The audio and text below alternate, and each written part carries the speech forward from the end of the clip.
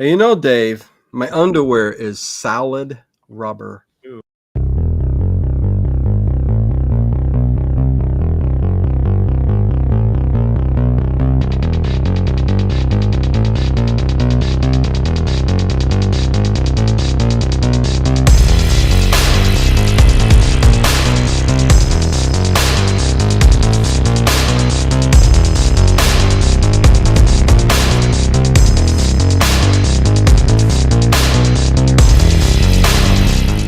Is it just me?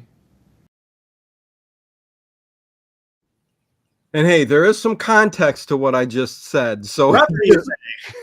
it deals with the episode. Anyways, hello everybody. Welcome to Late Late Horror Show. I am Dino as always, and that is Dave Plouffe. Does not have an Aunt Maud either. No. That's a shame. That's a shame, Dave. It is. I have an Aunt Edith. Edith Parker? Yeah. Yeah. Yeah. What you doing? And yeah, go ahead. Oh no. You don't need to know my family tree. No. Why not? Okay, so hello everybody. Welcome to Late Late Horror Show. Check out the description below. Thumbs up, all that good stuff. I don't even know why I do that anymore. Let's get right into it. The night that terror stalked the town, Dave. This was an awesome episode, and it's a fan favorite, right? It is. It is. You should probably say hi to all the people in that chat over there. I'll get to them in a second. Let's let them linger a little bit. Ooh, lingering. No, I'm okay. Connie Clary, hello. How are you? Good to see you. Edward Stewart is here. Lizzie Armstrong, Black Roses. What is going on? Chris W. Hey. Did you see that? My collection, my city. Did you see that today over at Dino Brickhaven? My Lego city. Anyways, Andrea Black is here. Nathan is here. Brian is here. John Swan is here. Tune. I think that's it. So there you go. Yeah. Big crowd. Bringing them in. Pulling on them in. This was an awesome episode, Dave. This was awesome. I loved it. So many things to talk about. Twilight Zone throwback, kind of. Yeah, so many things to talk about. Anyways, this is episode 10 of Wild Wild West. We're up to 10 episodes.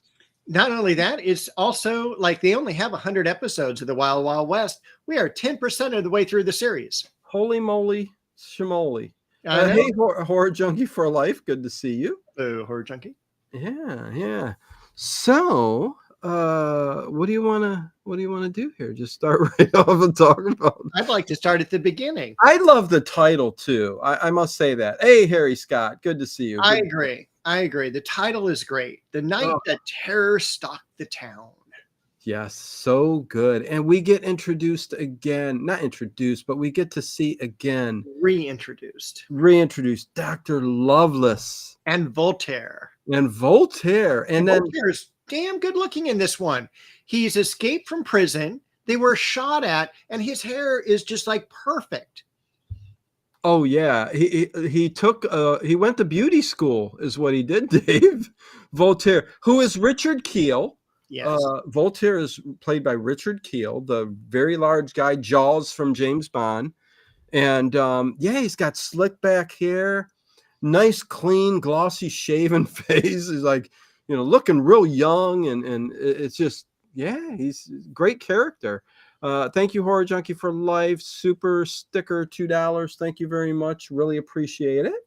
Really, really do. I think there's somebody new here. Thank you kindly for the shadow content. You are welcome, GR13F. There you go. Hey, Brian, what's going on? Good to see you. And there you go. Anyways, shooting up to 22 here. Perfect. So, yeah. And I can't wait to get to my underwear is solid rubber. It deals with electricity. And Dr. Loveless says that. Dr. Loveless, played by, what's his name again, Dave? Michael Dunn. Yes. Short in stature, yes. 3 foot 8 inches. 3 foot 8 inches, yes. He is in top form in this episode. Not that he wasn't in the last episode. He sings. He sings a beautiful voice. Quick, He's put me in the box. Yeah. Oh God, there's so many funny parts to this. He's such a comedian too. Oh, there's one coming up. Oh my God. The first time that Jim West runs into Dr. Loveless again. Now, Dr. Loveless in an earlier episode tried to blow up 5,000 people. Jim West stopped him, threw him in jail with Voltaire. So he doesn't, he knows that they like escaped, but they thought they were killed and shot and everything like that. Well, yeah, evidently when they escaped, they were crossing a river and they thought they shot him, and they both escaped, and they escaped to a town. And boy, did Loveless. Anyways, go ahead. Yeah. Jim West's first comment, Dr. Loveless, you've lost weight. He did look a little bit more svelte. He looked a little, they all looked really prim and proper, and like, I don't know who was taking care of their wardrobe and the way they looked, but I think they had them out there doing calisthenics.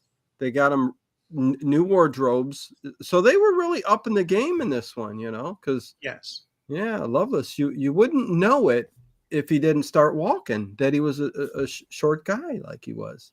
He was very handsome too, and good singer. Good singer, yeah. Him and what's her name at the piano. They were playing those songs, and who was it? I want to say Anastasia, but I know that's not correct. I think you're right. Yeah. No, hold on. I got it in my notes. Hold on, page 4. Antoinette. Antoinette, really close. Anastasia. And here's a fun fact. In real life, Antoinette and Dr. Loveless had a singing and comedy show in New York in the nightclubs. Really? And so when he started doing Wild Wild West, she became his quote unquote assistant in these films, and she would always be playing the piano and they would sing a song together. Okay, well that makes a lot of sense then, because they were they did a couple like tunes back and forth with her playing the piano and him singing. That was very, very cool. Hey Kathy, good to see you. What's going on? Richard Keel was in Land of the Lost. I don't know. I can't even tell you if I remember.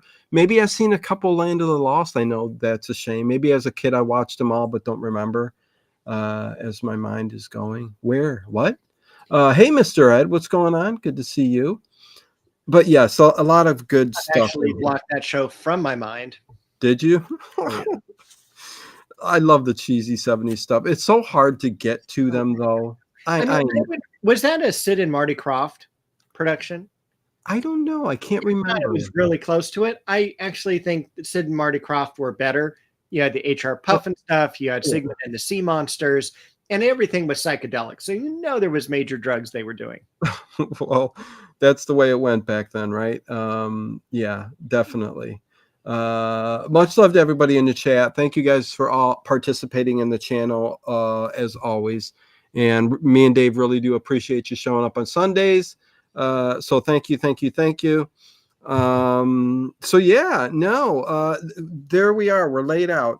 Loveless comes back with Voltaire, and they're bringing along another guy, another character, which throws me into Arsenic and Old Lace, which we'll talk about, because Janus, another character who's got a scar down his face. The whole premise of this episode is a part of it is for Dr. Loveless to be the Peter Lorre character in Arsenic and Old Lace and operate on Janus's face, which they do. And when we get to that, we'll talk about that, and make it look exactly like Jim's face. Mm-hmm. But what they end up doing, he's identical. It's Jim. You know what I mean? But not only that, Jim, listen, Jim wears tight clothes. Too tight. The pants, are too tight. As Robin Williams said, you could tell what religion he was. I would think, yes.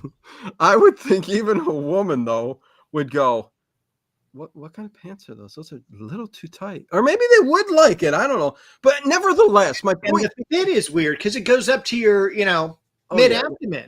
Oh, and it's pulling up. It's not a waist. Yeah, it don't feel very good, I don't think. It's an Urkel type of clothes. Yes. But when you see them both together, I'm like, okay, he changed his face, but how did he get the bubble butt? You know what I mean?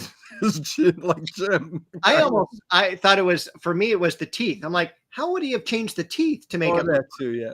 Well, and he got rid of the scar that Janus had and had a. So if you can get rid of scars and burn victims, you know, to really fit. Listen, he did a great job. Dr. Loveless, man. This guy is a man of many talents. He invented this bomb concoction thing that from the previous episode. Yes. And now, you know, he got there before Graham Bell with the electricity and all this other. Yeah, it was great because he was talking about the phone, right? Yeah, he's going, I would have invented that if I wasn't in jail, is by Graham something. Yeah. Not electricity was Tesla and Edison. But yeah, I mixed that up. But Graham was the telephone because he was also recording a lot of things because he says he invented the recorder and he was able to record voices. And I love the part where he turns off the recorder, which was Jim, and Dr. Loveless starts to talk like Jim. Exactly. And I'm like, yeah, I'm glad someone liked that part. I didn't say I liked it. I'm just saying that was weird. That's fine. It was like, I mean, is there nothing that this guy can't do? No, but what's great to me is that he created that one painting, which will then move away for a two-sided mirror. Yeah. But that type of painting doesn't exist until the 1940s. So literally, this is 80 years earlier. He's like, I mean, it just shows what an amazing, talented person this is supposed to be. Oh, right? Yeah. And he's telling Janus, you won't understand what this art is, but you know, it's like, okay, it's above everyone, but you know, he wants half of California, which I say, give it to him.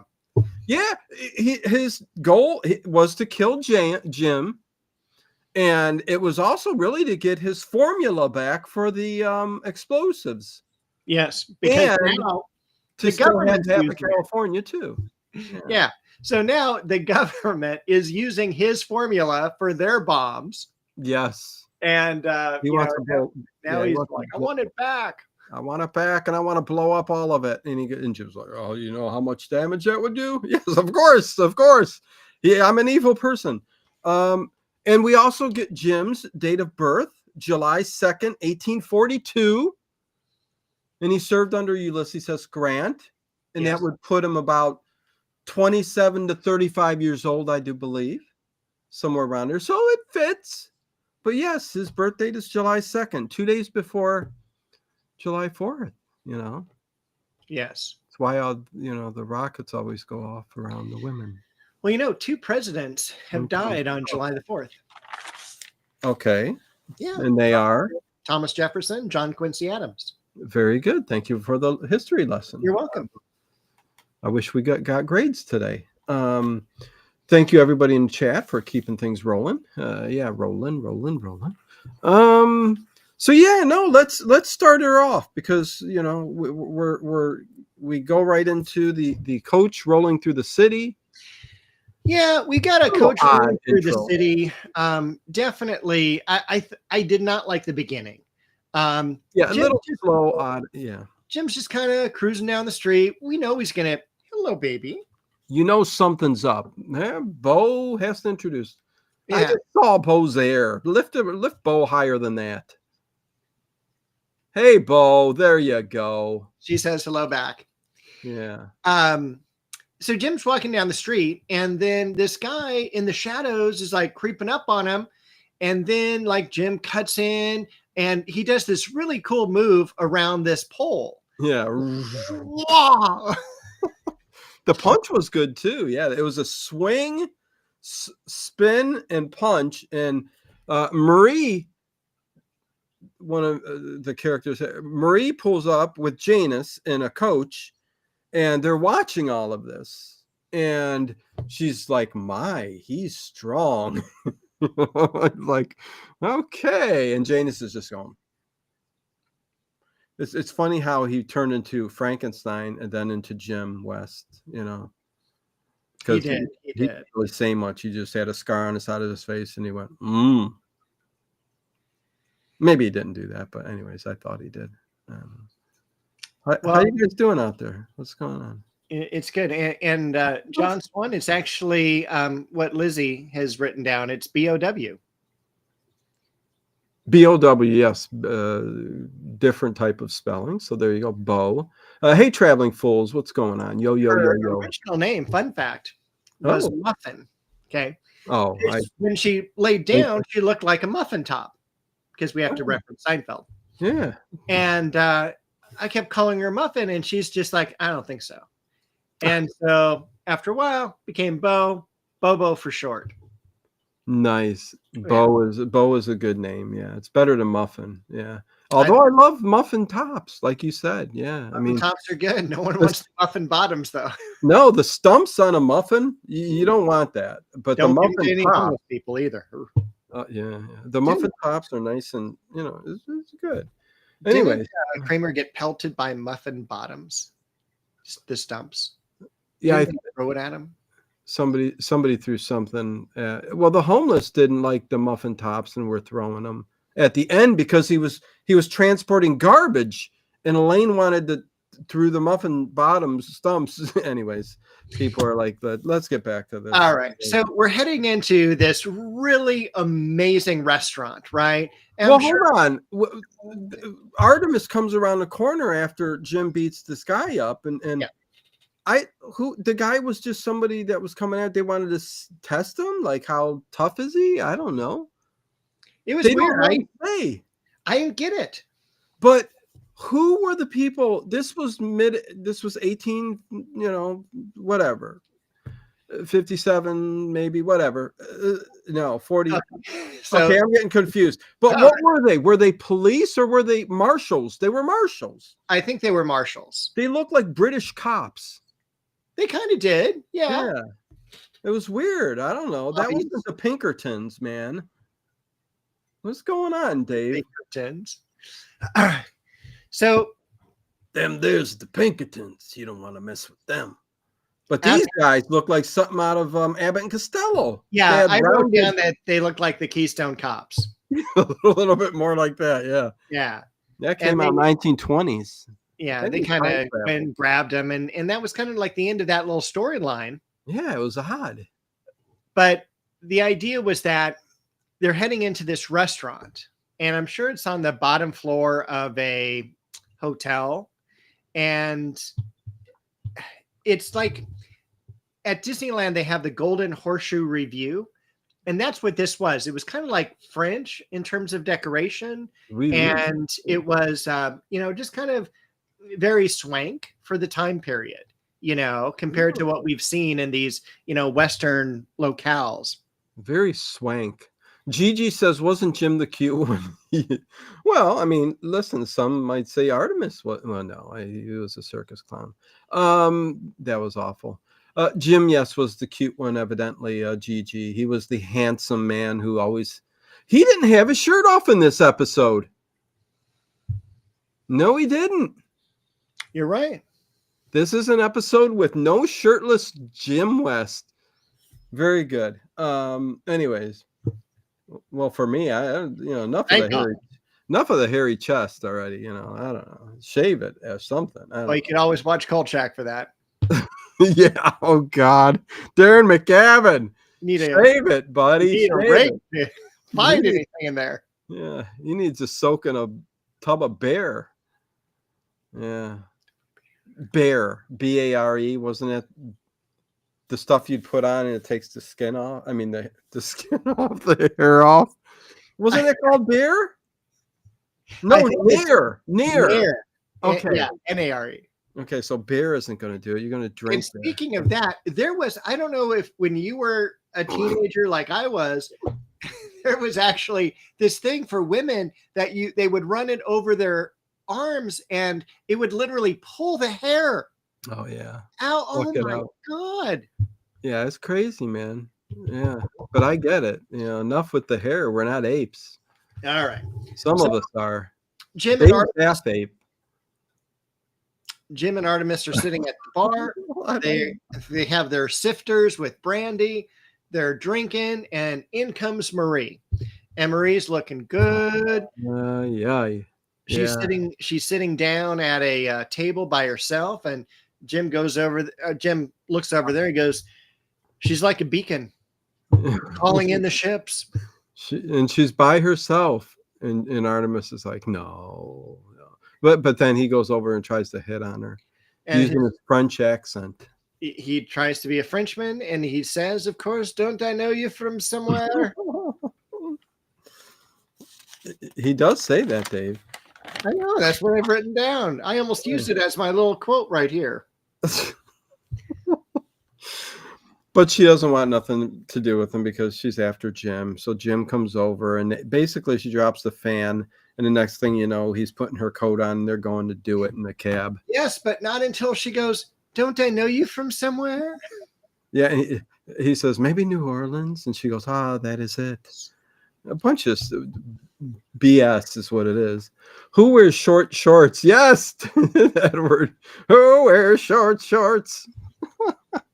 Yeah, pulling them in the night. Yeah, I tell you. Yeah, rejection always for Artemis. Poor guy, I tell you. But she takes him out to the coach, and this is where it all starts to happen. This is the excitement, the build up. Well, there wasn't too much build up. He gets in the coach. They're sitting there, and gas starts shooting out. Oh yeah. So it must be nicely sealed. I mean, it's a good, well-equipped coach. And she's got a mask on. She's wearing a steampunk She does mask. that. I didn't see her really put it on at first, but then when the smoke kind of cleared, she was holding a gas mask up against her face. But the interior of the coach looked really nice. Again, a high class episode compared to the rugged West that we're normally used to seeing. And you're right. As soon as he steps in, the doors lock, and it's just. Yeah. You want to go outside? Yes, please. Yeah. Please, I want to go outside. But yeah, he gets in the coach. He gets in the coach, and the gas puts him out. So it knocks him out, and then I love it from here. He wakes up. He wakes up in the coach, and it's daylight out, and he opens the door and stumbles out. And he starts hearing, it's just like the Twilight Zone episode I forget which one it is. I should have looked it up, but where the guy comes into the town and it's mannequins and you hear voices. There's nobody around. He's hearing voices, and he's hearing the town like it's alive, but there's nobody around. And there's literally dummies inside all these places. Mannequins. I'm sorry, from Murder by Death. Right. Yeah. Mannequins. Yeah. But this is, again, one of those things. If we were multimillionaires, I would have this fake setup Western town in my backyard. Oh, God. Listen, you're driving me nuts. We'd have everything. You know what I mean? You would have tumbleweeds going through the town. Yeah. You had hitching posts for horses. And you're right. You hear those noises. Yeah. Hey, Teresa. People having fun, and you have the different, you go to the stonemason's place, which we'll get to eventually, and you can hear the hammering of the stonemason. You go over to the bar, you hear women and things like that from the inside, people having fun and drinking and carousing. Yeah, it's like it's like a Twilight Zone episode. He's not. He's like, am I going crazy? Although he knows something's going on. He wasn't acting like, oh my God, am I going nuts? He's just basically going place to place to place. And it's what's happened is Loveless, he made the recorders. And so he recorded all of the town before its demise, which he came to a few months earlier. And he says they all started killing each other, and they're gone now, something of the sorts. He talks later on that like some of them might be still around, but they never show them. It was creepy, and you always wonder what part he played in it. Yes. Oh, I'm sure he came in there and cleared them all out. Oh, totally. But I want the backstory of what does he mean? There's still some around, and you know what I mean? Well, I think maybe he froze the women and made them plastic, It could like have his been. underwear. Well, since you mentioned it, because there is one place, the saloon of all places has men dummies. They're dummies. You know, everybody in the town's, you And know, they're like bad dummies. I mean, these aren't even oh, like mannequins where, you would have like that. I mean, they're, they're just like, you know, one step up from a Raggedy Ann and Andy doll. well, and if you look back in that period of time, a lot like Halloween, especially when you see some of the dummies that they built up and made, it looks like what they did there. You Yeah. know, they look so bad and generic and form that so it's a creepy look. But all the women were real people. Yeah. And I get that, and it's good on them. You know, you want to look at a beautiful woman in the salon, let's keep them real. Director's like, nope, just don't move. Although when they were in the saloon, there was like an explosion or a gunshot or something, and the woman that was sitting next to Jim, that was supposed to be a dummy, she went like this, and they didn't take a second cut. They left it in there like that. So I'm like going, oh, I see that. I seen her move. I thought that was kind of funny. But yeah, no, great I wanted setup. to also point out, this reminds me as well. I'm a big Sherlock Holmes fan, like yourself. Yeah. There are a couple places in the US that people have recreated the sitting room of 221B Baker Street. There's one up in Pennsylvania. There's one here in Los Angeles that I went to several years ago now. And I mean, it's period pieces. It's literally, I mean, it's perfect. And they'll play Victorian like street sounds as you're sitting in the waiting room, or not the waiting room, but the 221B Baker Street. So we're talking old Nigel Bruce, that setup of their apartment up there. Yes. But I mean, everything authentic, from the walking sticks to gas lamps. I mean, these people are obsessed with making part of their home the sitting room of Sherlock Holmes and Dr. Watson. That's the good part of having some money, Dave. And it is. And they will play that music. So it just reminded me of that experience.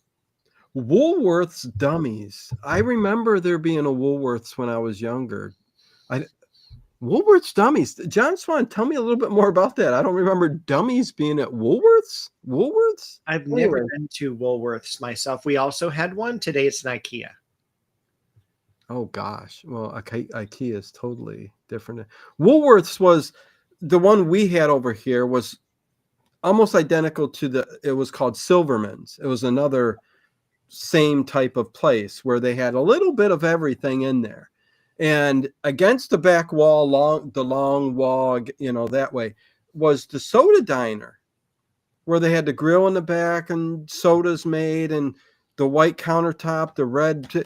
And as a kid, I got to experience that. Every time my mom went in there to get us either school clothes or supplies or whatever, I would go over there and sit and get a milkshake and a burger with my brother. And it was the coolest thing.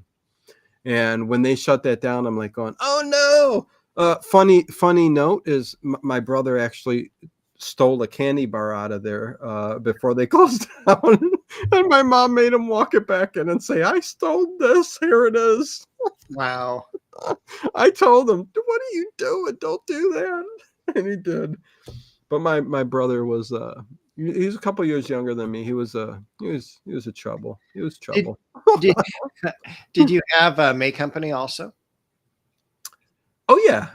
Yeah. Until I think they started closing down in most of the malls, but yeah. Yeah, we had what was cool, we had a really great May Company here, and I was on site when they demolitioned it. And it was just so sad. It was, because it was something I went to in the late 70s and 80s. And then, in the 90s, it was just like, we're closing it down. We're going to redo this mall. And this is the first, it was a 4-story.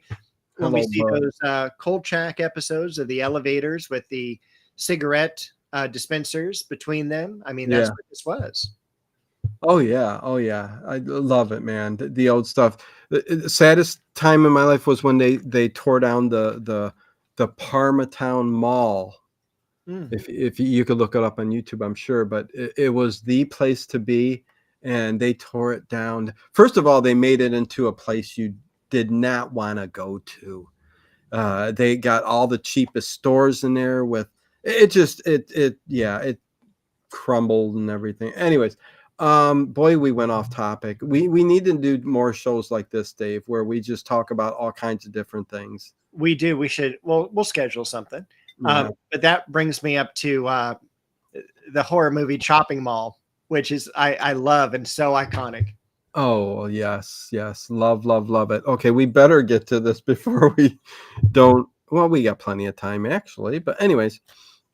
Hey Raj Ram and Bud, welcome. Yes, if you mean I'm collecting skulls, I mean I got a couple, but yeah, no, skulls are listen, it was a horror channel, and I think it will be again because old time radios, I think that's done. Anyways, okay, Dave, so where are we here? He's going to walk into the stonemason place, and they're creating all sorts of gravestones, basically, and you hear the chipping away, and he walks through it and everything, but then he hears a scream, and he runs back in, and there's Dr. Loveless sitting on a particular gravestone. Yes, I love when he turns around and he's just right there. And yes, the gravestone that he's sitting on is Jim's, with born July 2nd, 1842. Death yet to be determined, but he says in a couple weeks you're going to die. Yeah, with any luck, 2 more weeks. Yes, with any luck, 2 more weeks. So he wants to kill him for putting him away. And that's it. And then he goes, and you remember Voltaire, and Voltaire comes in, and but you don't know Janus. Right.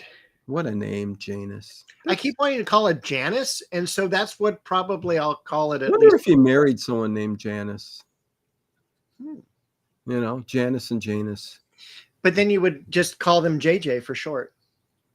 Yeah, Janus and Janus Jameson, is what it could possibly be. I don't know. Definitely. What would you call them? Anyways, okay. So then there's a little rumble, right? Jim's like boom, boom, boom to Voltaire, and he takes off running, and he sees the gate. And Jim, being the athletic guy he is, he's just going to grab onto it, climb up, and escape. And we're going to go on electrocution. We're going to go on to another set, but not this time. Dr. Loveless goes beep, and electricity goes through it, and you can just see Jim going, And he's got a huge electrical fence around the entire town. That's awesome. I mean, listen, I actually love the setup of this town that Dr. Loveless has created.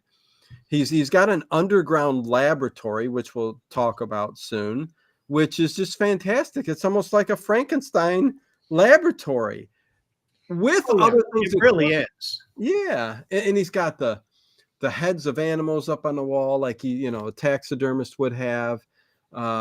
He just got a lot of really cool stuff. If you pause it when they're in that room and you got the big overview, look at all the different types of stuff that they stuffed in that room. So cool. I do. I love that part. And it was different than like a Dr. Frankenstein because you didn't have beakers, you didn't have tubes of boiling things or anything like that. No. It was high tech. It was all electricity and generally steel type of machines. There was, besides all the stuffed animals, there were a lot of pictures of Jim West, because what we're going to see is that he's going to try to plastic surgery sculpt Janus his face into Jim West. Don't take off the J, please. I know. Oh, jeez. We're gonna have to be on a different YouTube channel. Can you imagine him as a kid? Janus okay, I'm not gonna say it. We could never use him for the name game. No. Oh, what a name. Anyways, okay. Yeah, Rob is suggesting a movie for us. And then we'll get back to the Thank you, Raja. Messiah of Evil from 1970. It is free on YouTube. Go on, Dave. I think, do I got that? I've got some horror movies. I think I'm going to get back to reviewing horror movies on this channel, which I haven't done in a long time. And it's time for a change, people. 6 years. Hope you guys stick around. If you don't, it's okay. Anyways, before we do the cutscene in the episode, Jim had fallen. He's knocked out. They put him in a casket and carry him off. Yes. I thought, right into a black coffin. Yeah. And carry him off. That was kind of sadistic. And they're going to put him in a room where he's going to be kind of drugged and out of it and not right away. There's some stuff that happens, but for 2 weeks in this room, while Loveless is kind of getting Janus. Now every time I say that name, it's killing me. The whole point is Loveless wants to make Janus into Jim West and make a copy, make him Jim West in every way. He's researched his childhood names, everything he possibly thinks he can, so that he can infiltrate him into the military and get his stuff back and all that. So, yeah. Right. So he's going to basically infiltrate the Secret Service because Jim basically takes his orders from the president, Grant at this Ulysses S. Grant, yeah. Yes. This has Ulysses. He talked like this. This has Ulysses S. Grant. Yeah, you wouldn't think he would sound like that. That's not very macho, but it isn't. Yeah. But I love that when they first are on this scene, like he's literally measuring his face. Can you please go get my hearth? I mean, we don't know how these people talk, Dave. We don't. Yeah. I mean, it was a long time ago. Anyways, I'm sorry. Go ahead. Yeah, but anyway, he was just measuring his face with one of those almost like a protractor or compass type of deals. I thought that was cool. That scene I thought was really cool because you get Antoinette at the piano. You do. You get Loveless, like you said, with he's getting every inch, and Jim wakes up on a thing and he's sculpting his face.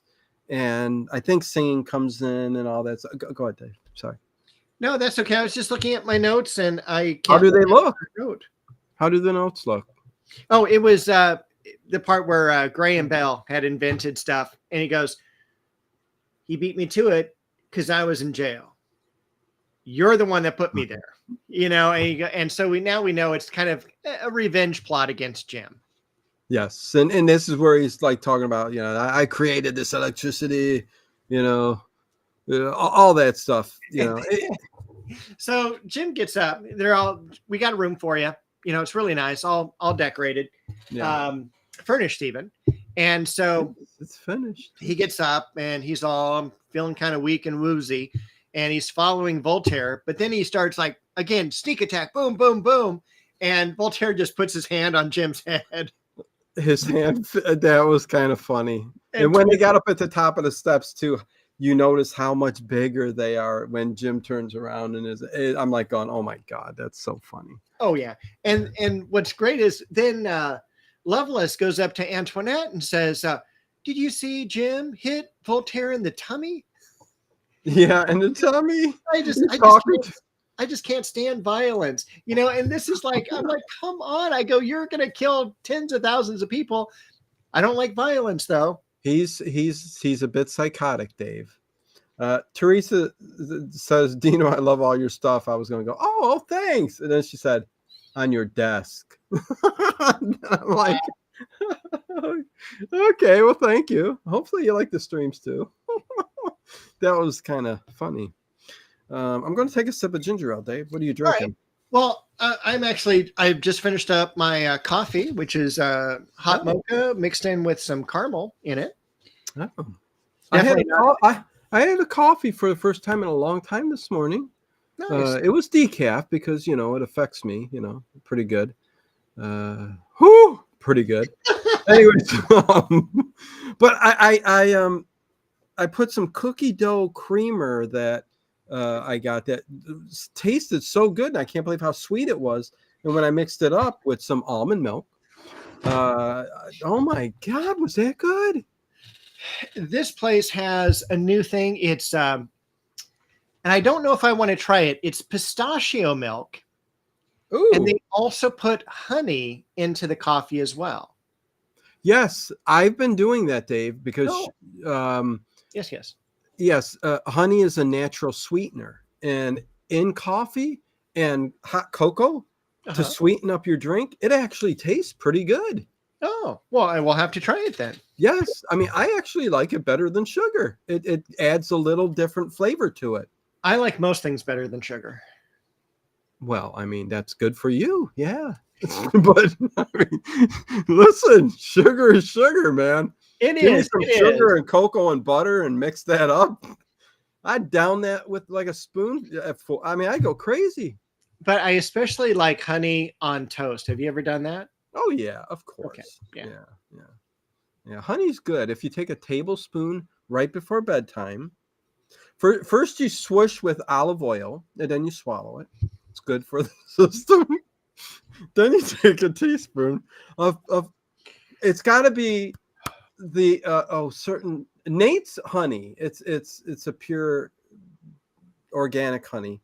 Okay. And you swallow that down, and it coats the back of your throat, and it's got prebiotics for your stomach. We're going down the wrong eye. Okay. Back to Wild Wild West. Sorry. People. All right. I was going to go to kombucha next, but we're going to go ahead and go back to the middle 1800s. It's like we want to do like 15 different shows in one every week, unless we're doing Cold Check, and then we're locked in. Yeah, unless it's Mr. Ring. We were locked in then too. It's just a bad episode. Nerve ganglia. We're like, how can this be so bad? What's going on here? Yeah, pistachios, man. As a nut, it tastes good. In other things, I haven't tasted too many, so I'll have to try. Anyways, Dave, go ahead. All right. I'm sitting back. What? Okay, now we're at the part where we've kind of already discussed where Janus, yeah, is sitting with Dr. Loveless, and they've got the recorder going, and they're repeating his voice and all of that, and this guy is trying to learn his movements and how quick thinking he is, how aggressive he is. And then we're like, hey, look at this painting. And then they move the painting up, and it's a two-way mirror. And it's kind of like, it reminded me a little bit of Seinfeld, where we see George going, and then he's like, doing this because a bee's attacking him. Yeah. They're talking about Jim West being aggressive, and he goes, oh, look what happens when Marie comes in. And Marie comes in with a little. Watch how he works. He's suave, and he's just watch how he takes control of Marie. Oh yes, and she gives him some food, and he grabs her and kisses her. And I'm like, in today's world, that ain't gonna happen. And how many episodes in Wild Wild West do you get him kissing a woman, and she grabs a knife and brings it up and then drops it? So good. Like a dozen times. But it's a butter knife, right? It's like a stupid butter knife. Well, I was wondering how you're going to do that. Yeah. She's going to go, hold on. I'm getting your artery in your neck. Yeah. And then he stops kissing her. He looks at her, looks at the knife, and he goes back to kissing her. And she just drops the knife, and it falls down and everything like that. So yeah, good way to say it. We saw one where he was kissing the girl and she shot him. Yes, but he was wearing a bulletproof vest, so he was just pretending to be dead. Right. Yeah, that was what episode was that? She was a looker. Most of them are. Then they went into the fun house and she was killed. Poor girl. Yeah, that's sad, Dave. Yeah, say Johnny says she's sad. Yeah. And when Johnny says she's sad. Okay. Anyway. But I will say I felt really awkward watching this in that, normally, he's making out with a girl. That's fine. But because he was making out, being watched, and us watching them watch him, watch her, that was kind of creepy.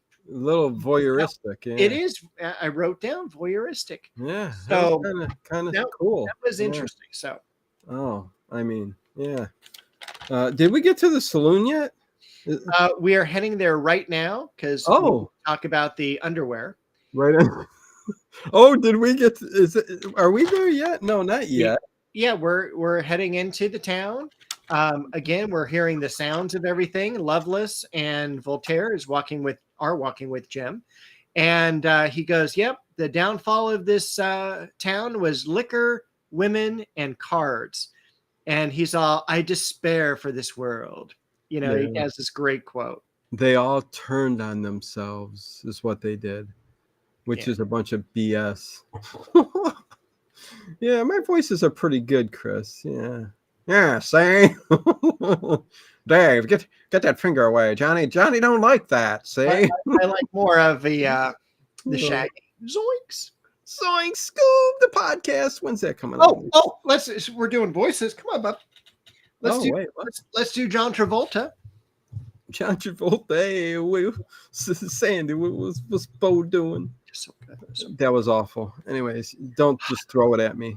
I got to be in the mood. Sandy, stranded, driving, stranded, the fool. Anyways, what will they say? Monday at school, Sandy, can't you see I'm in misery? We were going to do this too, and we just bailed out. We're like, there's no way we're singing for an hour and a half. No, because I can't even do Grease Lightning. Grease Lightning. Anyways, okay, so continue, Dave, because I'm lost. All right, so we're sitting at a bar, Voltaire, Jim West, Miguelito, and he's all, "Let me buy you a drink." And he opens up this, basically bottle, and he pours it out. He goes, "Don't worry, it's tea."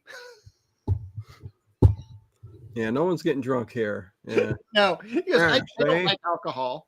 Sandy, that's right, Chris. But then Jim West, thinking swiftly, takes the bottle, breaks it, and pulls up the broken parts to Miguelito.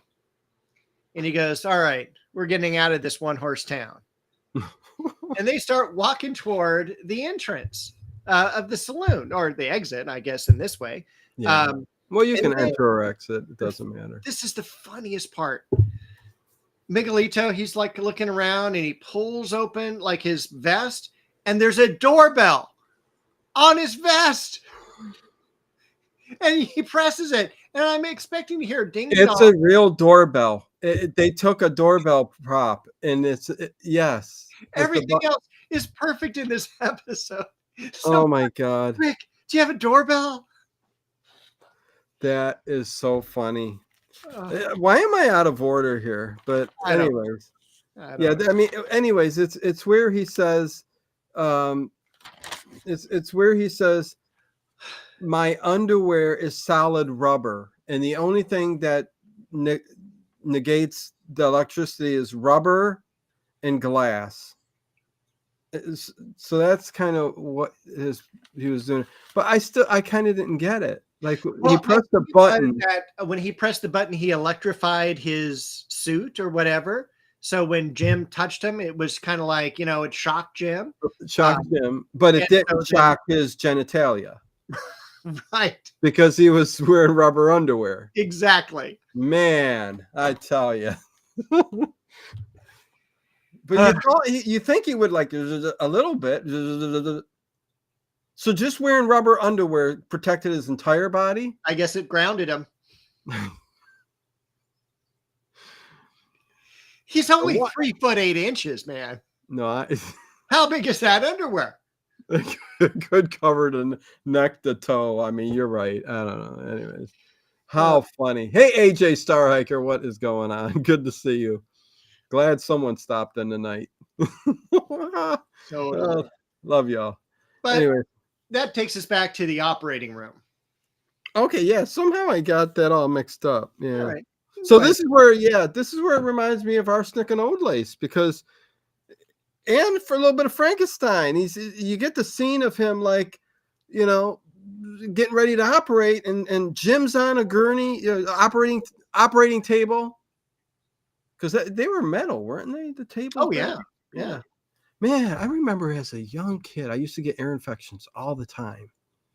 and they had to lance it because I was getting too many ear infections. And then they lanced it because it was hurting so bad, and it drained. Oh, listen, I had so much bad stuff. I know. Turn off the camera. You don't want to hear. Dave don't want to hear this. Okay, enough of the bad stuff. They lanced it and they put the tubes in my ears to drain it. But I remember being a kid, like I was in The Exorcist because I saw The Exorcist that young too. This was around 7, or Dave's gone, 7 or 8. And I'm laying on the operating table. It's cold as hell.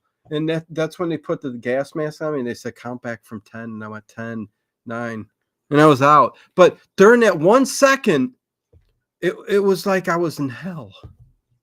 All it took was 1 second and a whole lifetime flashed in front of my eyes, Dave.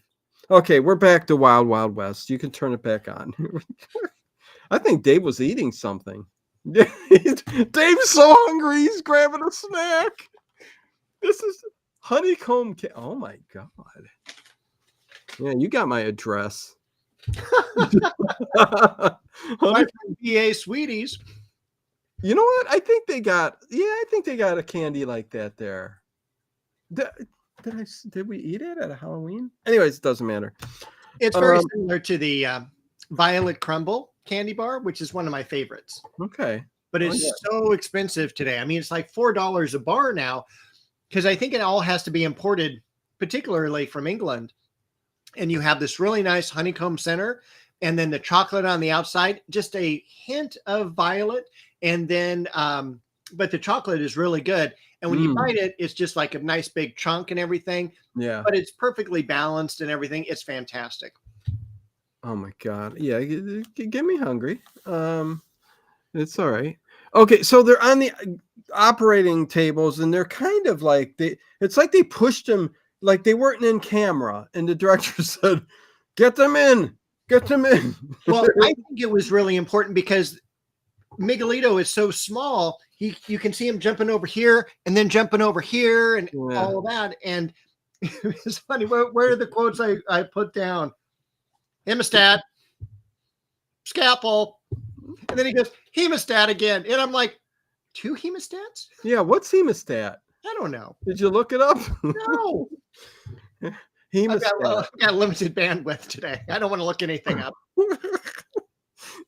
But yeah, no, and he's hovering right over Janus's body with that scalpel, and he's just right in front of the camera. That's why I said the camera was a little too close. And what bothered me too is Antoinette and Marie were the nurses. They're not trained nurses. No. Well, I'm sure he gave them books to learn how before they did it. Also, one of your best shows was taste testing. Funny. Oh, I still have not recovered from that. Oh. I am still. We had to eat these jelly beans. Jelly beans, yeah. That were dirt, grass, vomit, yeah, spoiled eggs, and I got one that was soap. And I remember still, I can taste it in the back of my throat where it's like there was soap there. And it was so bad, I had to spit it out. Yeah. It was like, I was like, I don't know why Dino wanted to do that to me. It was just awful. Because that's the point. No. You gotta, if we just sat there tasting delicious stuff, oh my, is that delicious. Listen, that last thing, what was the last thing I ate? But it was awful. I can't even remember what it was. Dirty socks, maybe? I forget. I don't know. Edward, $10 box for Fruity Pebbles. Wait, what? Are you telling me you're paying $10 for a box of Fruity Pebbles? Is that what he's saying, Dave? Or do you not know? I'm not paying attention. Yeah, come. Let me send you 3 boxes because they're a lot cheaper here. I don't know what's going on. Maybe he's talking about the economy ones. Well, even the big ones, I think the gigantic one is like five something here. So I mean, they're not. If that's what he's talking about, I don't know. Anyway, here they're like $4.79 for the small. Okay, so that would put the big one, well, maybe $6 something. I remember Chris W. really enjoying the last Halloween show. Oh yeah, she did. She did. Okay. Anyways, getting back to the Wild Wild West, he's operating all this, and I liked the fact that the next scene, Loveless is in there, and he's next to Voltaire, sitting reading a book of nursery rhymes. Yes, like he's dumb. Right. I don't think Voltaire is he. He don't speak, so maybe we don't know. No, but I think it's something that he enjoyed. So it wasn't like I'm not trying to read Ulysses by James Joyce. I'm reading. I think it's like mentally he's reading at that third grade, second grade level type of thing. But he doesn't speak, right? He hasn't said a word. He is a mute. Okay, so it could quite be that Jack and Jill went, oh yes, funny.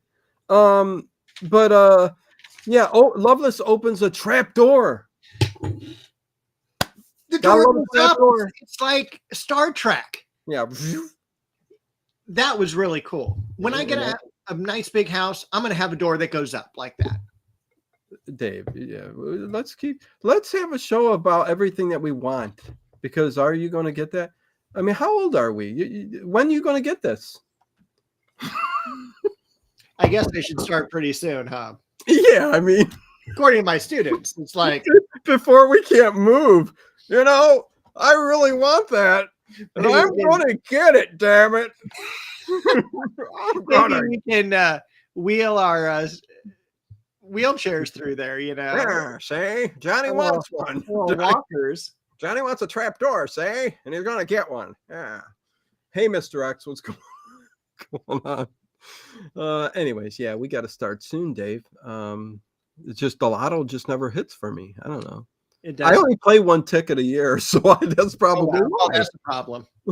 But I'm not taking the chance. Okay, so I love that opens up and out comes Jim, and he goes after Voltaire. And it's a game. It's a fun little game of trickery, Dave, because Voltaire starts punching and Jim's punching him. And Loveless goes, ha, ha, ha, stop. We've fooled you, Voltaire. That is not the real Jim. Look at the great job I did on making Janus Jim West. It was so good. It was. And Voltaire kind of goes, he should have picked up Loveless and threw him across the room. Well, that may be in another episode. We still have like at least 2 or 3 with Dr. Loveless in it. Oh man, awesome! Yeah, 3 more. Jeez. In fact, there's a great one. I forget if I don't think it's in the first season, but it's the death of Dr. Loveless. But it's Dr. Lovelace's brother, which is his twin. Really? So he's going to play somebody different. Dr. Loveless. This Halloween too. Anyway, listen, we'll do something crazy for Halloween. That's for sure. I'm sure we will. Yeah, I'll send him. I might even go to Cleveland. Whoa, really?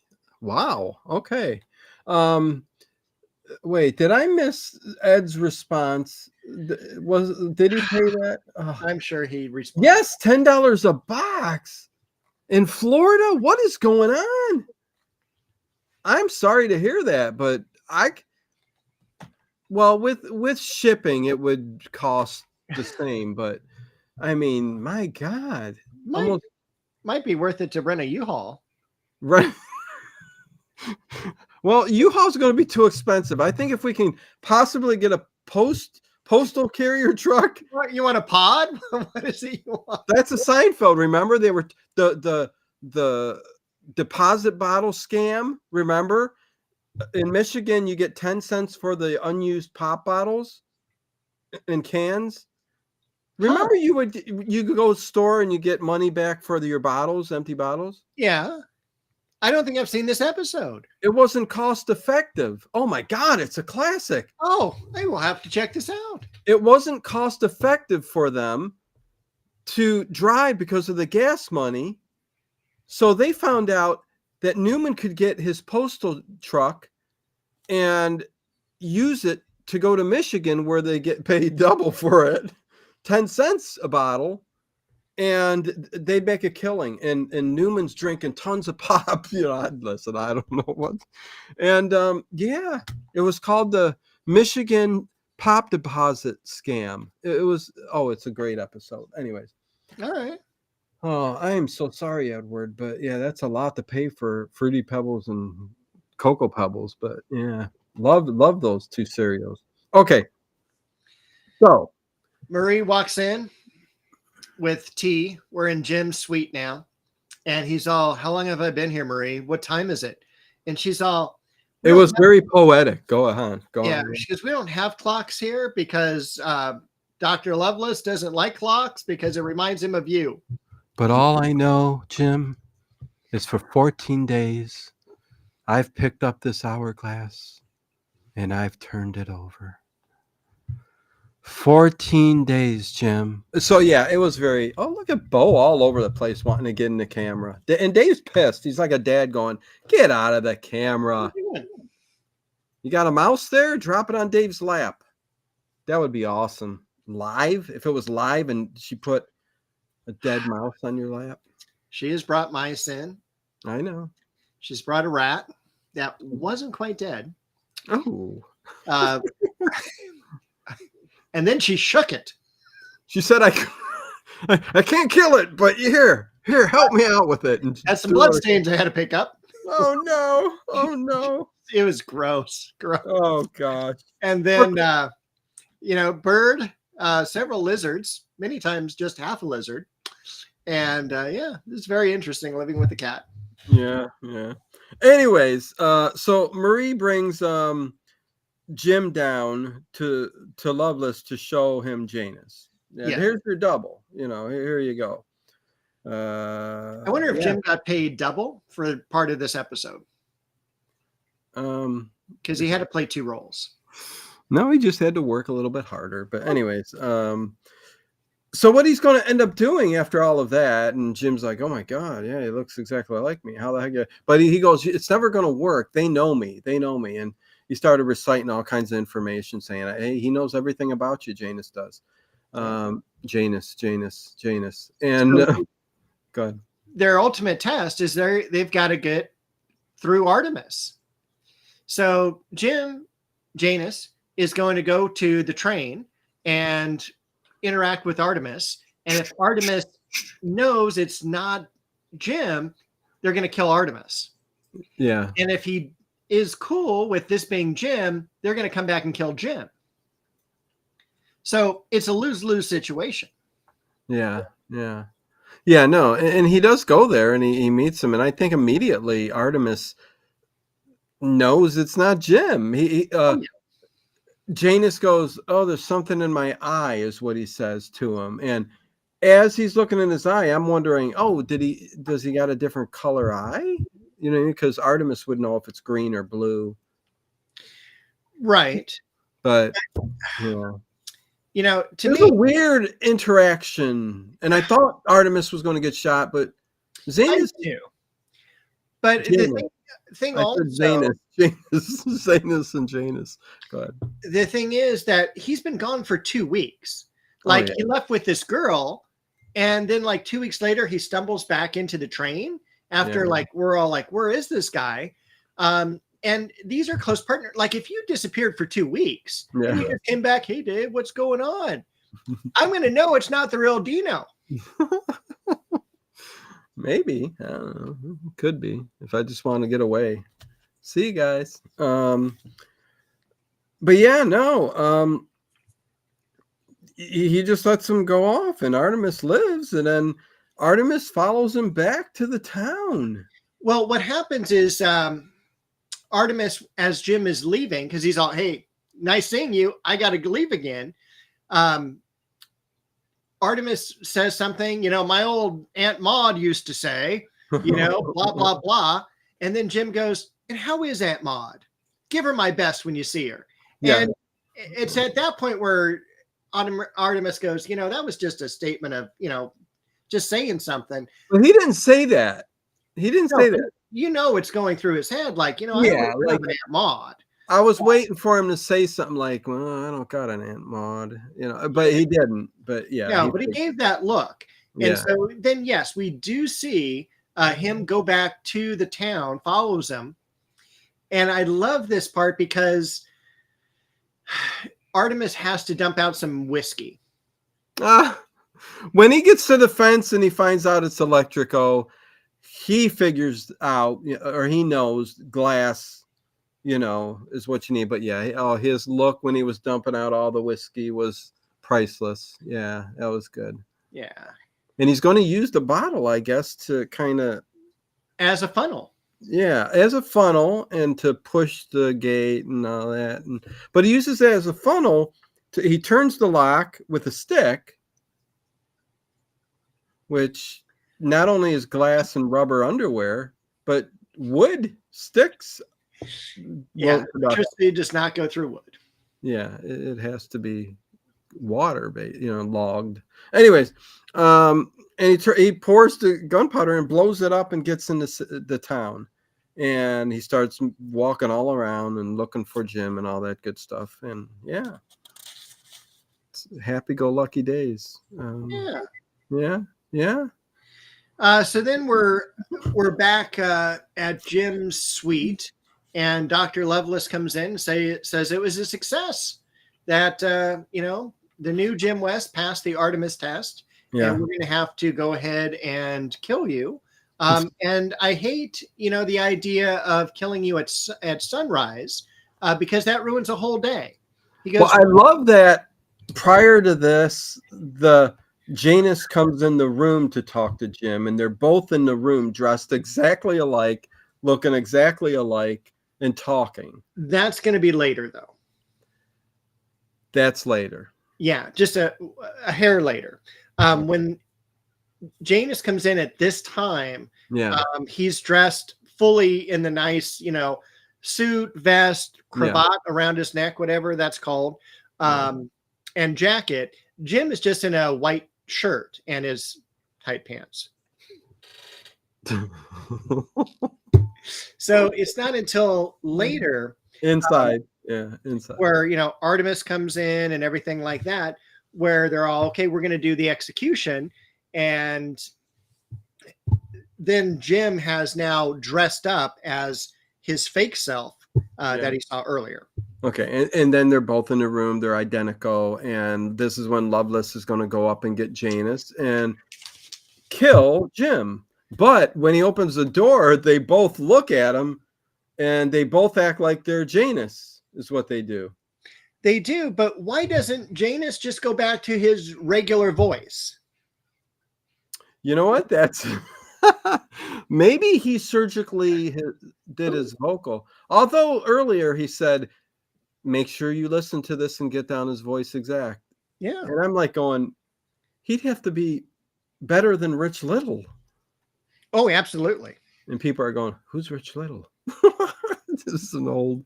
He imitated voices very well. So there's that back and forth, which with I'm Jim, I'm Janus, I'm Janus, I'm Jim, and Loveless goes, or Marie goes, there's one way I know I've kissed the real Jim, so I'd know, because I'd know the inside of his mouth. And so she doesn't say that, but so she goes and kisses both, and when she gets to Jim, she goes, I'll say you're Janus, and he goes, no, tell him I'm Jim. And which was a good idea. Oh, yeah. Why, Dave?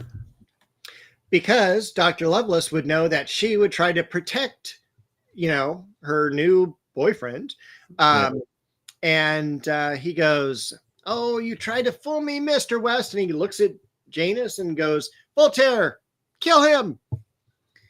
And the guy's all, no. And so he exits. We don't know how he dies, but he doesn't die because he's going to escape for a fight later. Yeah. Uh-oh. Oh, no. I'm just, I got to go back just a little bit. Shoot, where is that?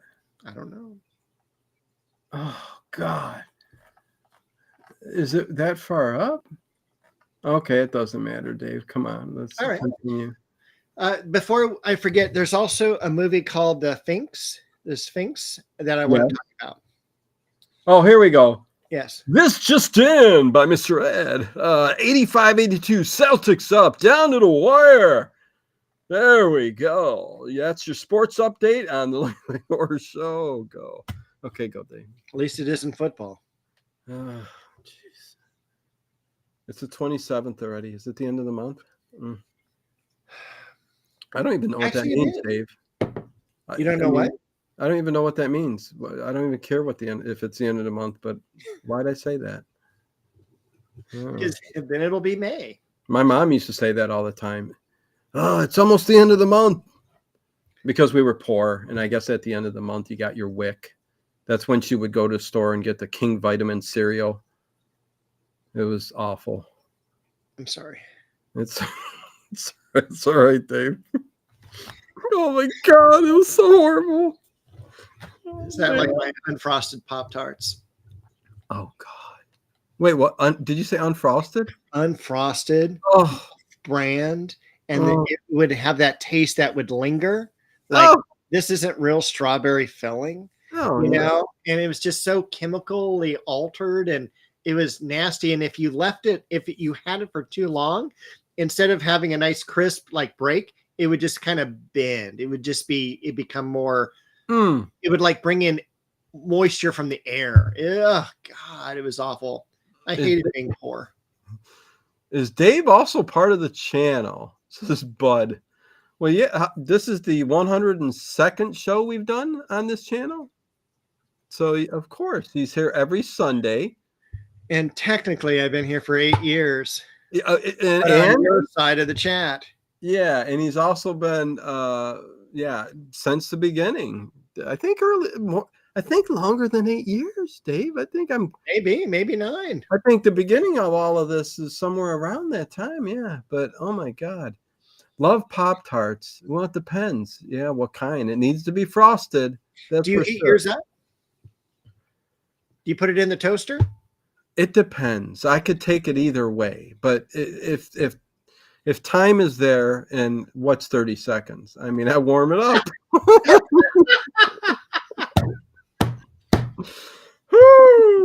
30 seconds. Let me tell you something. In the summertime, that was one of my go-to treats. There's a couple go-to treats I have. Yeah. Because in the summer, there's nothing better than being up at midnight, 1 o'clock in the morning, and going, I want some food. It's regular Pop-Tarts right out of the oil, right? Yeah. Not even heated. Yeah. Then it's also cup of soup. I'll do the cup of soup in the middle of the night. And in the wintertime, this is kind of gross, kippers and crackers. So it's literally your trout or your salmon in the metal container and Ritz crackers. At what time? Is this late at night? Oh, yeah. Oh, yeah. See, that's not good. That's too late for fish. Is it?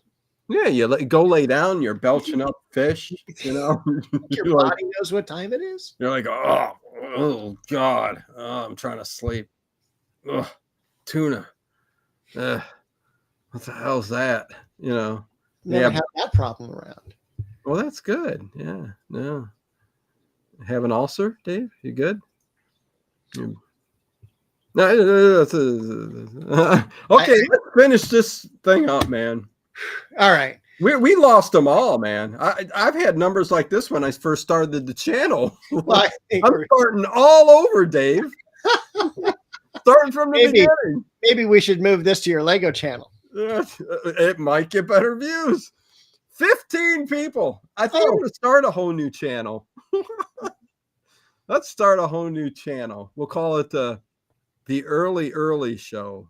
No, we won't do that. The early late show. The early late. No, listen, I'm far from the late show. Anyways, let's go. Let's finish this up. I'm ready to get out of here. We got 15 minutes. All right. We haven't even talked about what we're going to be doing upcoming. Well, let's finish this out. Maybe that's changed too. We'll do that at the end. Let's get this out of here. So anyway, we're going to have a gunfight at the OK Corral, which is really great. And it's Jim versus Jim. And so as the real Jim and Marie escape with Artemus, they're like, oh, what can we do to destroy this evil hideout? Hold on. It may be one of the last. We'll end it real quick. Just give me 30 seconds. I'm not joking. I'm not joking. Yours says 24. Mine says 16. It keeps fluctuating. So, but even still, after 10 years, I think me and Dave's shows are so funny. Even me and Ted, when we did shows back in the day, they were so hilarious, so funny. I had such a good time.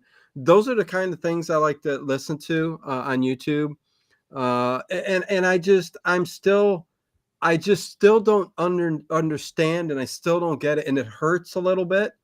I know you guys don't understand it, because I love that all of you are in the chat. I really do. You guys, I love that you're in the chat and you're here.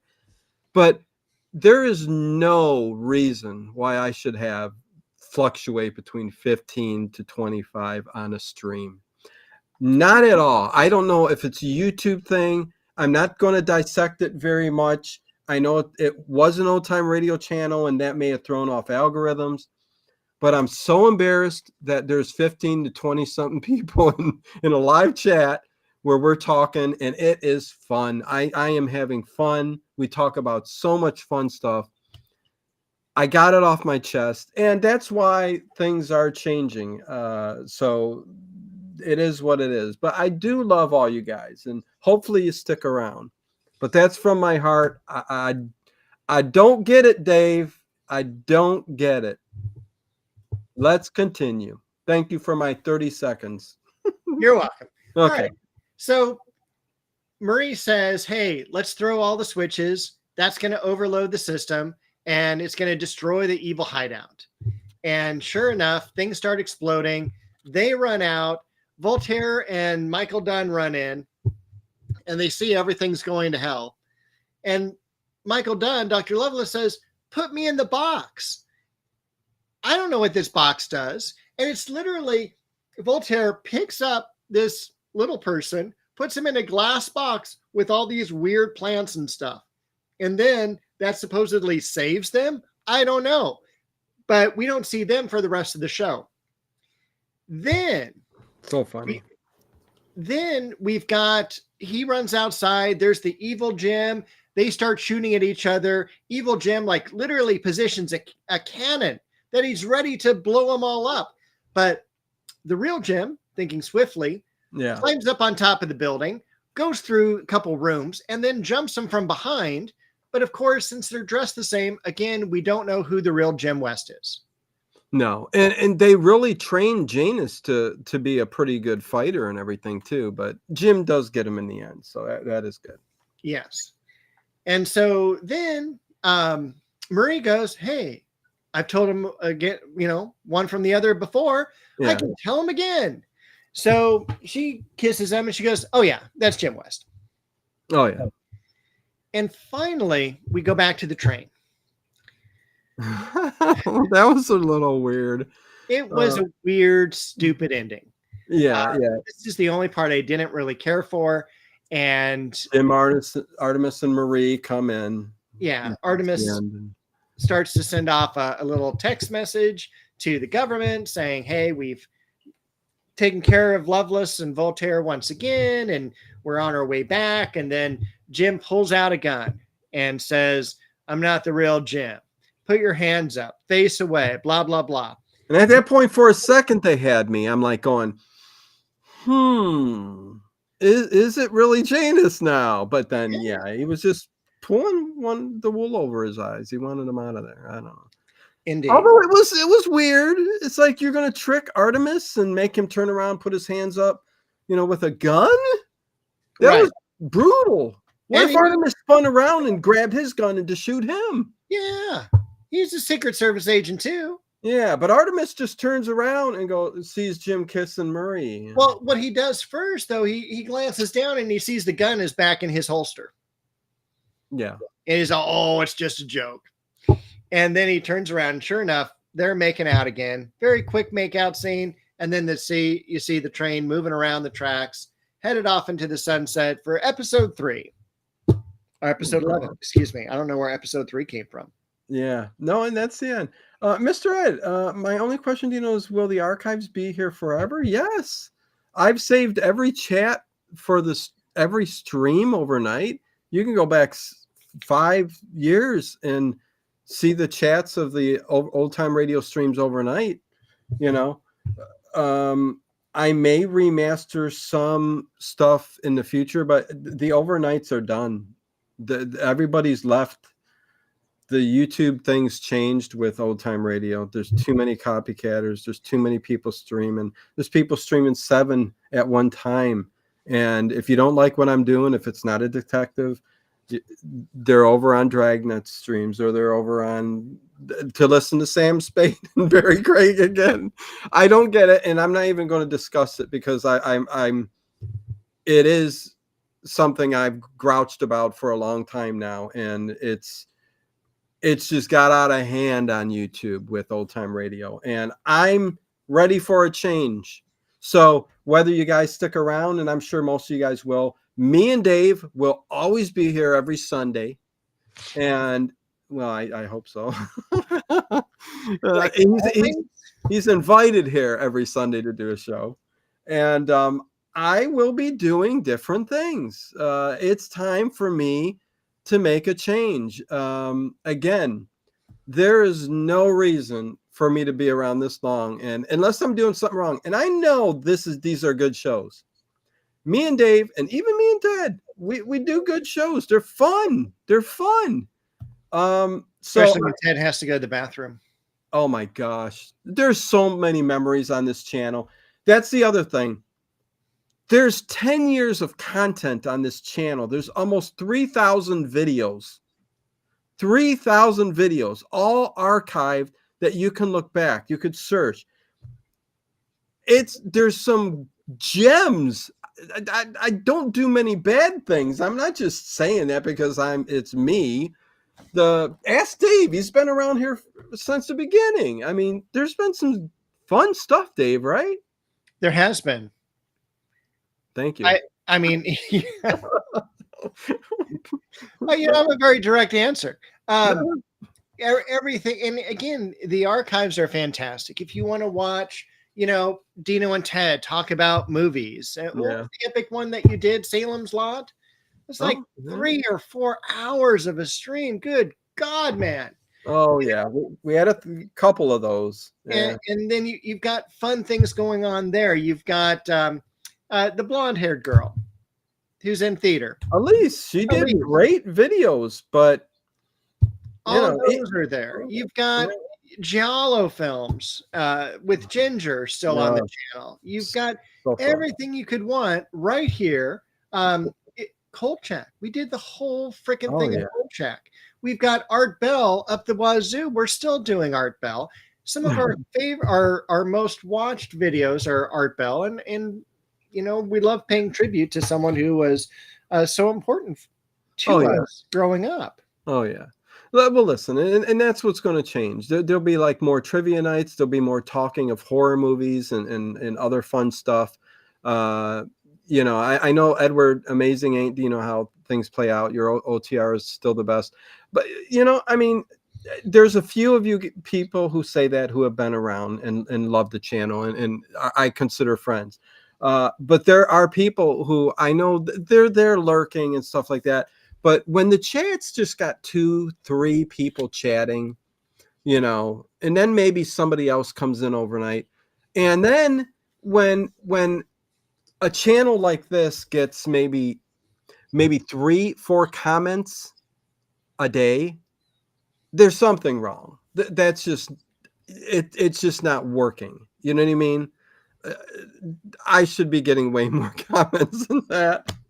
And so it's just time for a change, and it is. And again, like I said, 99% of the audience on this channel, Dave, they're not going to even know what the hell's going on because they're not here. Mm-hmm. It's the small percentage of people who like what we do, and I consider friends. They're always in the streams. You're a very tiny, small percent, but a very special percent of the people who are part of the channel. And I hope you guys stick around, but the majority are going to wander off and do their own thing. I only hope that, and believe me, the archives are still there, the old archives. Unless you want live stuff on other channels, feel free. But I hope that people go back and watch the old streams of the old time radio shows, because they're still there. Everything you ever wanted. But expect a lot of fun things in the future, that's for sure. And what do we got, Nate? We got 5 minutes. Tell me, what's coming up next? We got. I'm glad you asked that, because I've been sitting here waiting, going, I can't. I know. Dino, don't shut up. I know. We go next week. Next week we are doing Night Gallery. This is my second Night Gallery episode, including Love the Night Gallery, Phantom Farmhouse, and Silent Snow, which sounds kind of scary. Silent Snow, Secret Snow, excuse me, is the title of that. Yes. So we're going to be doing that. It's season 2, episode 5. The week after, because we're in May, by the way, May 11th is an Art Bell. We're going to do a Graham Hancock video, or episode rather, Egypt and the Sphinx. So that'll be great. It's from July 7th, 1996. 3 weeks, we're going to be doing our X-Files, which is called Squeeze. It's kind of scary. I'm thinking orange juice, but we'll see. And then I have set up our marathon show that is still to be determined. Okay. Yeah. No. Fun stuff. And me and Dave always got different ideas, and we've always got these fun things to talk about. So I know Wild Wild West don't bring in the big crowds. Night Gallery, I know people really love us talking about that, X-Files, but we do what we like to talk about too. Sometimes. Well, Bud over here again talks about how fart pranksters even have, like all these numbers and everything. I watch these guys telling dad jokes, 100,000 views. Like, good God. Listen, I don't get YouTube and the fan base of what ends up doing well. I don't get it. I mean, again, I'm not looking to create something that I'm not going to have fun doing, and I have fun doing with what I do. But yes, like you said, some of the stuff that gets views, even some of the shows that are like just very serious talks with long gaps in there. It's like play video games together and we'd get more views. Isn't it funny? And this is more fun to watch, to listen to, everything. So I don't get it, but it is what it is. But the late horror show continues on. It's just after 5, almost 6 years here, it's changing. Yeah. So, as it should. Yeah, that's all. And I think that's the one thing I've done that is important, is change over the years, and it's good to change things up. So, and with that will come hopefully a lot of you who stick around and new people. So, it is what it is. Anyways, Dave, anything else to say? Not that I can think of. Jack Vale was even shadow banned. I think only answer got was an employee was checking your case. Well, again, that's the thing. My algorithm is for old time radio shows, not the Wild Wild West. So it doesn't get pushed up there, or even the horror stuff now. It doesn't get pushed up there as much as it should, because the algorithm is old time radio. But honestly, like I said, it's just, I've done it all, and I've come to the point to where I can't keep playing the same old stuff. It's not fair to you guys. But anyways, okay, Dave. That was just a deep breath. So